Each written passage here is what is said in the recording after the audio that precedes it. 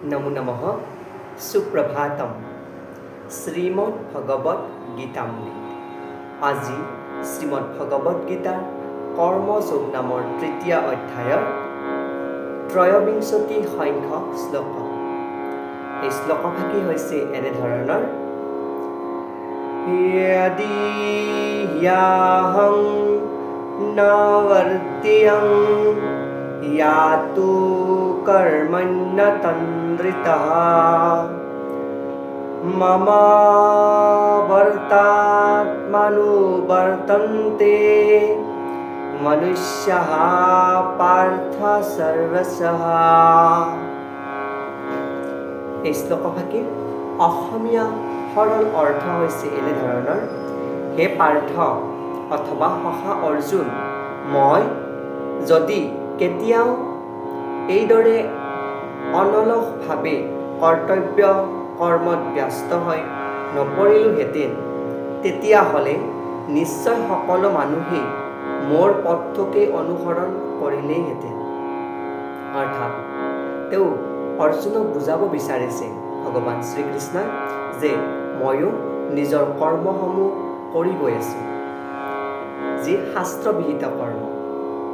যদি মই সেই কৰ্ম নকৰি অন্য কিবা পথ অনুসৰণ কৰিলোহেঁতেন, তেতিয়াহ'লে অন্য মানুহেও বা অন্য যিয়ে মোক তেওঁলোকৰ আদৰ্শ বুলি ভাবে তেওঁলোকেও মোৰ পথকে অনুসৰণ কৰিলেহেঁতেন।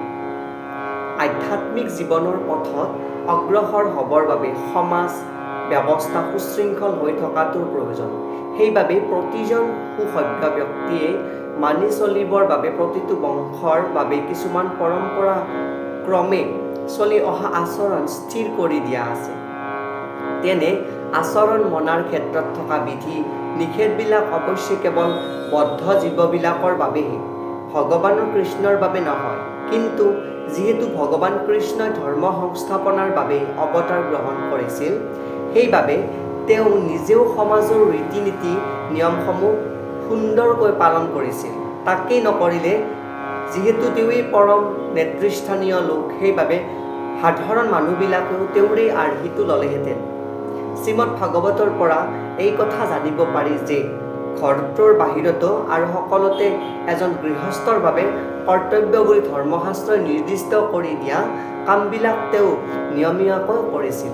অৰ্থাৎ ধৰ্মশাস্ত্ৰ আৰু আমাৰ যি স্মৃতিশাস্ত্ৰ আছে, এই শাস্ত্ৰসমূহে আমাৰ জীৱনৰ যি 4 আশ্ৰম আছে, 4 আশ্ৰমত আমাৰ ধৰ্মসমূহ নিয়মসমূহ বান্ধি দিছে। সেই নিয়মসমূহ ভগৱান শ্ৰীকৃষ্ণই সুচাৰুৰূপে পালন কৰিছিল। সেয়ে আমাকো কৈছে যে তোমালোকে ধৰ্মশাস্ত্ৰই ধৰি বান্ধি দিয়া যি নীতি নিয়ম আছে, সেই নিয়মসমূহ সুন্দৰকৈ পালন কৰা, তেতিয়াহে তোমাৰ বংশমৰ্যাদা বৃদ্ধি পাব আৰু তোমাৰ কৰ্ম সুচাৰুৰূপে পালন হ'ব। এই বিশিষ্ট শ্লোকভাগী ভগৱান শ্ৰীকৃষ্ণৰ মুখৰ পৰা সখা অৰ্জুনলৈ অৱতাৰিত হৈছে।